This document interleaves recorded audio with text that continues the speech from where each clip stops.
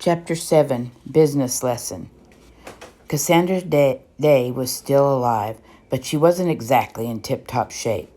After saying goodbye to Zoe, Natalie sat in Ella's chair, staring at the stacks of unread manuscripts, imagining what it would be like to have her own story there among them. It was too depressing, so she went to her mom's office and sat on the chair just inside the doorway. Her mom was absorbed in a manuscript, leaning over the stack of paper, red pencil in one hand, gum eraser in the other. Natalie didn't want to interrupt her, but she had to. She cleared her throat and said, "Mom, what's with that big stack of envelopes? Are they all manuscripts?" Hannah looked up from her work and said, "The ones in Ella's office or the ones over in Tim's space?" Natalie's mouth dropped open. "You mean there are more?" Her mom smiled. "Lots more. You put them all together and it's called the slush pile. When someone sends us something without asking us first if we want to see it, it goes into a slush pile. Those are called unsolicited submissions. Someone writes a story, thinks it should be published, sticks it in an envelope, finds our address in a reference book or somewhere, and sends it off to New York City. The people in the mailroom bring us 9 or 10 new ones every single day, and twice as many on Monday." Natalie asked, "Does anyone ever read them?" Her mom nodded. "Eventually, everyone will at least get a letter that says thanks, but no thanks.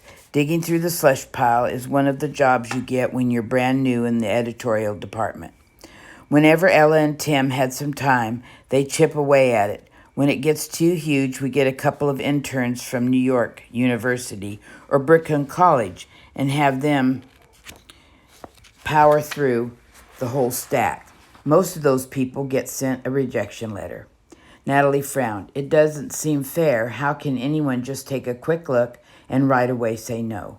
Her mom was about to answer when Letha appeared at the doorway. Ignoring Natalie, she said, "Hannah, I need that Trevor manuscript on my desk before you leave today. Are you nearly done?" Letha Springfield was Hannah's boss, the editor-in-chief at Shipley Junior Books. She stood there, one eyebrow arched, arms folded. Natalie's eyes were drawn to Letha's long fingernails, blood red against the pale yellow silk of her blouse. Hannah said, "I'll be done when it is about an hour. Will that be all right?" Letha smiled, but there was no warmth. She said, "I really needed it yesterday." Then glanced at Natalie. She continued, "But I know you're very busy, but be sure I have it today, all right?" And then she was gone. Natalie stared at the dents that the woman's high heels had left in the carpet. Hannah said, "Gotta get back to work, sweetheart. Try to stay out of sight, okay?" Settled next to her mom on the bus an hour and a half later, Natalie said, "I still want to know how a person in your office can take one quick look at someone's story and decide it's a reject. That's not fair."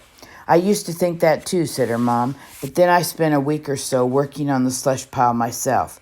With 99% of them, you can tell it's not a good enough after reading one page or even less. Bad writing, weak characters, old idea, dull plot. It's pretty discouraging. Then once in a while, you open up an envelope and you find a story that has some originality, some real style. The good ones stand out like roses in the snowbank. And if you find only one like that, then you know why we keep reading the slush pile." Natalie shook her head. "But if so few of them are any good, where do you get all the books you publish every year?" "Well, first of all, there are writers we know, good ones we've worked with, or authors who have written from other publishers. When an established writer sends us something, it doesn't go into a slush pile. We look at it right away. We don't always publish it because it still has to be right for us, but it always gets looked at seriously, and then there are new stories that agents send us." "Agents?" asked Natalie. "Like FBI agents?" Her mom laughed. "No, like literary agents. Agents work for writers, illustrators too, and agents bring us something he or she thinks is good, and if we buy it, then the writer or the artist pays the agent part of the money. Most of the new books we publish come from agents." Natalie nodded and turned to look out the window of the bus. There wasn't much to see.